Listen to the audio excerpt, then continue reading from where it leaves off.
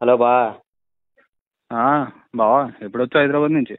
నేను నిన్న వచ్చేలే కానీ ఇది పొద్దున్నే లేచేసరికి పక్కన మా ఇంటి పక్కన సుజాత ఆంటీ ఉంది కదా, అవునండి. ఆడొక ఓహు ఏడుతుందిరా.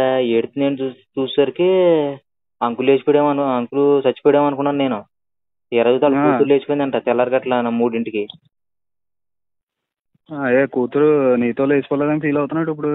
ఎత్తి మీద ఇంత నట్టుకుని దాన్ని మొన్నడదా నువ్వు గోకే కదా, నాతో ఎంత లేచిపోద్ది.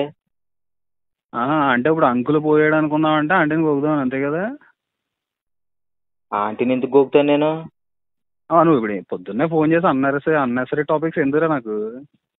నువ్వు చెప్తావు ఊళ్ళో హైదరాబాద్లో ఉన్నప్పుడు ఫోన్ చేసి రొట్ట విషయాలు ఇవన్నీ చెప్పెడుతావు నువ్వు. ఏదో పేడు మొహం వేసుకుని ఏదో పేడు మొహం వేసుకుని పొద్దున్నే నువ్వు ఫోన్ చేసి చెప్తావు ఊళ్ళో జరిగింది ఇది జరిగింది అని రొట్ట విషయాలన్నీ చెప్తాం.